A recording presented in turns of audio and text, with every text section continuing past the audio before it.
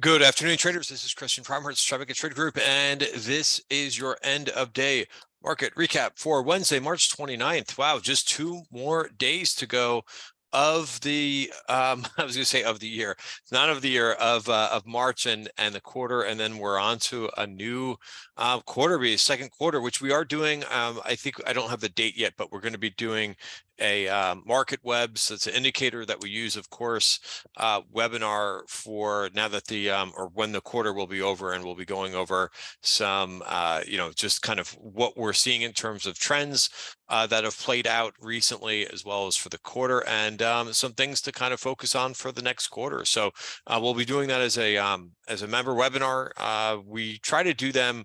I think the last one we did was at the end of the year, so or excuse me, the beginning of the year. And we did talk about that the year could be a sideways year, and I think so far that was a pretty good note and observation that we made. So let's get over to today's market action.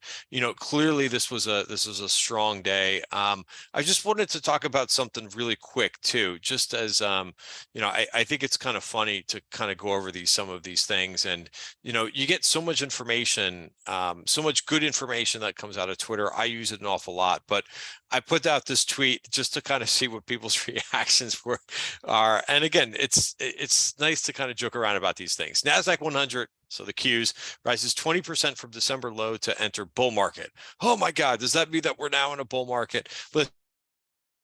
Really quick that I really dislike the term bull or bear market. I don't think that's going to make you any money to establish whether or not one area in the market is in a bull market or a bear market. Ultimately there will be Twitter spaces, there'll be all kinds of discussions whether we're in a bull or bear market. Who cares, right? If you're a trader or investor, right, you want to trade, the market in front of you, right, and be on the right side of the market, right? You're not gonna. There's no victory lap or anything like that, whether or not we're in a bear or bull market, right? Unless you like arguing or whatever goes on Twitter Spaces for 4 hours, it really doesn't matter. So again, in terms of making money, if you want to be right or wrong, I guess that's another thing, right? So let me move on from that, but I thought that was just something just to kind of point out, and I think it makes sense to kind of talk about these things from time to time.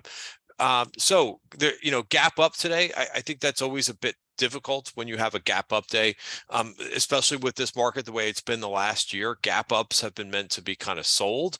So we did, if we look at the, speaking of the Qs, we'll kind of start here because this was kind of what I was watching pretty closely for the day, as well as the small caps. But so here's where we were yesterday, right? We got that dip yesterday. We went briefly below the value area for the week. Again, why is this important? Because this support, this top of value, bottom of value, is based on last week's volume at price, and that really kind of gives us a good significant resistance and support level. But just briefly, we went outside of the value area yesterday, and buyers kind of came into this market, which is what we've been seeing for the last couple of weeks, is buyers kind of make a stand, and we saw that yesterday. At the end of the day, we had a nice rally going into the close, and we followed through, and we actually went all the way to the value area. Now we hit the top of value like right in the beginning of the day, right? And that's what makes things kind of difficult on a gap up. And then we kind of oscillated back and forth, right? So if we go to the 5-minute, right, you'll see what I'm saying here is like we had this nice little move here up until about 10 o'clock, and then gave back. But we held in here, and again, we've seen a number of days, more so in the beginning of the month, where we would just break down from here, right? And there would be just too much the profit takers, and everything else that goes on, fading moves would kind of take over. But we held where we needed to, and just kind of progressed pretty well. So this is going to be interesting how the end of the month is going to finish up. I don't have any real information about like pension, end of month window dressing or end of quarter window dressing. I never really understood what that means anyway. What people buy stuff just because they think it's going to be represented in their fund. I don't know. I never really understood that. It's bottom line is your performance is what people looks at, not what positions people are holding. But anyway, maybe that's another topic to argue, but I'm just saying I don't understand it. But nevertheless, there is also some portfolio rebalancing that happens at the end of the quarter. I'll stay on course in this video. 312, like, so, you know, the level to watch yesterday was 306.42. Right, we got through this 312, so let's see, we're not through last week's highs in the Qs, but you know, with only a couple more days of March, we are through the value area. This is where we kind of hesitated last week, right? Again, there's going to be some more overhead supply up here. That's at 316. That'll be something to watch in the Qs. SPY, I'll just kind of go over this really quickly. I mean, you know, back and forth with the 200-day moving average S&P futures. I mean, how many times did we cross this 200-day moving average? So, you know, we're trying to resolve higher, but it's a reminder too. You know, in my opinion, and again, this video is for information purposes only, but I would be very mindful about getting over the being careful about getting over the tips of your skis, right, with risk, right? We've certainly seen green days before, but this market is still very, very sideways. Even if we rally for a couple more days, right, it's still sideways. So you know, just bear that in mind. And you know, do I think how we closed for the day and how this one day was, I think that yes, that was very positive, but one day is not a trend.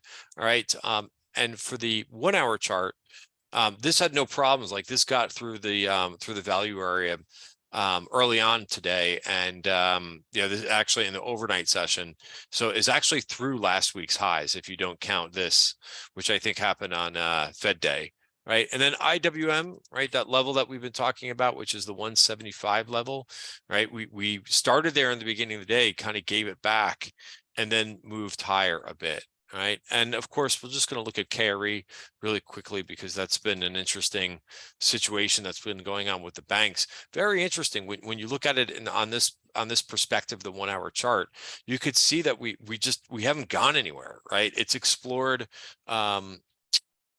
It's explored the range, right? Up, down, but it's still sideways. So I was on Benzinga earlier talking about the banks and so forth, right? We haven't really seen a pickup in put activity. I didn't see any major big put activity today. But prior, we have been seeing put activity in you know, individual names. But you know, we're starting to see like a little bit of put selling in things like Schwab. We also saw one regional bank name, which was PACW, right? That's what Pacific West is. Another one of these names that have been pretty decently you know, beaten up with yeah, it's PacWest, not Pacific West. Or I guess maybe it is called Pacific West. But you know, again, the chart still looks horrible, but you know, they just bought some calls that expire this week, like a big block of them. So we'll see if something goes on here in this name. To get at it, you know, into some individual names, you know, what can you say? The semis were super strong. You know, after some profit taking, you know, the last couple of days, you know, they're not through this high, but you know, this little dip was bought, right, in the semis. And I was really surprised at what Intel did today. Micron, you know, again, I don't want to argue with anybody about whether Micron had a good or bad quarter, but I will tell you this, right? Again, if you're just following price action, right, sometimes when a name has a bad quarter, right, it's actually positive, right? When a name rallies on a bad quarter, right? You know, people get so fixated, right, on the numbers, right, of what the company reports. Keep in mind once we enter earnings season too, it's an important thing to remember, right? I think, you know, younger traders, you know, I don't want to say like, and I'm not saying anything bad about inexperienced traders. It's just when you hear what a company did on its quarter, right? When they're reporting what they did, right? That's past news. That's what they did a couple months back, right? It's not as relevant about what's going on today. So people get that confused. They read, oh my God, they had a horrible quarter, right? Well, that's already in the past. That's already like, so stock prices are looking ahead to the future. They're not looking back. So, so it can actually be somewhat positive. And I don't trade Micron, right? It just hasn't been a name that I've been really involved in because it's been sideways and, it's just barely in over the 200-day moving average, but it was up 7%, right? That should tell you something. Don't argue with the price action, right? Use the price action and say, okay, that's interesting, right? It's going to have more information about the future than about what earnings were a quarter ago. All right, just my perspective on that. Okay, same thing with Lulu. I played Lulu in earnings yesterday. Not a huge trade for me to put on. I just don't put a lot of risk on an binary event, but I just thought that the bad news was priced into the stock, right? They had already mentioned inventory issues previously, and I thought if they said anything positive that the stock could go up. So here was my earnings trade, and I got out of that for for a full game. But again, I was just using the implied move. I think the implied move was 340, what the options were implying on that. And it blew through the implied move, and it went right up to this version point of, by the way, like perfect tag on the version point of control. I go over what the version point of controls are just in about every video. I'm not going to do it in this video because I'm trying to keep it short, but you could read my pinned tweet. But this was perfect, right? Tag this thing if you were looking to take, a target at kind of the last version point of control that I think I see on my screens. I don't think there's anything further up there, but there you go, right? That was from the value area right here. Again, price action didn't even get, never mind crossing between the point of control, price action didn't even get into this value area at all. So again, that's like a big gap that it's leaving, where a lot of buyers and sellers previously have met up. So semis were very strong, just to kind of go through. And by the way, I go through all of my, today, for example, went over all my open positions and gave you my perspective on those, as well as strategy. I try to do that just about every day for members. If not, I send out a note to members. And if you're, if that's something that you want to try, I would go to tribecatradegroup.com. That's on my that's also on my my Twitter page as well, right? And if you're not a full-time traders and can't be in front of the screens all day long, right? This is a great way. I try to keep the video. Today was a little bit longer because I made some adjustments to my position sheet and I wanted to explain them. But usually my midday videos are about 10-15 minutes. I go through the charts as I do in this end of day video, and I talk about what trades I'm in, and so on and so forth. So NVIDIA was a name that I bought on the dip yesterday. Managed to take a profit target in this one. Also, just to go over a couple of really quick charts, like, both the semis and the software names, very strong. I like this move in workday, popping out here, out of this consolidation, very, very strong. Going back to the semis just for a minute, but Rambus, I mean, look at the candle and the volume in Rambus today, right? Doesn't that, it's funny how similar that looks, right?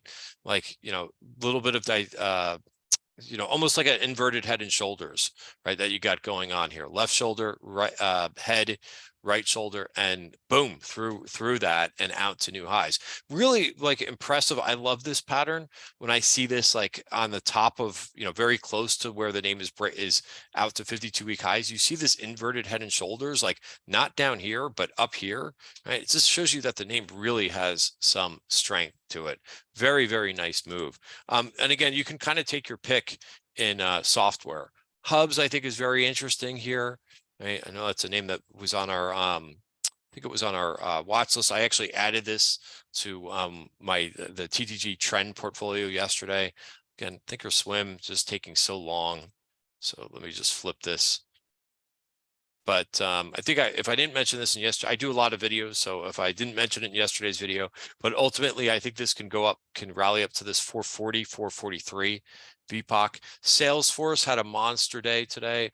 A lot of option activity in this. Really, you've got an important level to watch here in Salesforce. Right, watch this 197.50. I know it's still a developing weekly candle bar, but that's going to be really interesting. I wouldn't be surprised if this consolidates a little bit right in here, but right at that top of value. Another name that I'm in that I've been trying to be patient with, right? It's a fine line with being patient in names versus being too patient and letting them and not getting rid of a loser. But this IoT is starting to kind of curl around a little bit. Was up 2.8% today. So again, it's had a lot of fake outs. maybe this thing can kind of get going at this point, something that I'll be watching tomorrow. SMCI was another name that I started a position, just an inside day. So we'll have to see. We'll be watching the 20-day moving average. Alta, a little bit disappointed how this finished for the day, right? Again, I cover the good and the bad. This one I bought on the dip today, right into the top of value, but it didn't hold it. So we'll see if it's weak tomorrow, may have to get rid of it, but would like to see this play out to basically new highs. What else did I cover? Anything else? I traded a little bit of shop this morning. I didn't stay with it. Everybody has their personal views on and comfort levels. I like to stay with names that have had strong earnings. I did kind of put on a flyer. It's the first bank name that I've really touched. I like the idea of using options for these bank names that have been really beaten up, because you can only lose the premium. Even better, I would rather do it in a call spread, or perhaps selling a put spread, but that's, you're adding risk to that. But in this sense, right, all the option volatility is still elevated, and that means that the option prices are going to cost more for you. So if you make it into a spread, right, you're reducing that cost by selling the further away strike. So we'll see. And I'm leaving myself plenty of time for Schwab to come back. But it is the first time that it's kind of gotten back above the 5-day moving average since last week. So again, I'm leaving plenty of time for this to recover. And we'll see how that plays out. And again, the worst I could lose is the $2, right? That's the beauty of using the option and structuring it this way, is exactly what your worst case scenario is, and the most that you'll lose is $2. All right, guys. And that's it for today's recap. Trying to keep it short. Have a great night. See you tomorrow. Again, if you want more details, you want thorough analysis, sign up to be a member at Tribeca Trade Group. Thanks. Have a great night.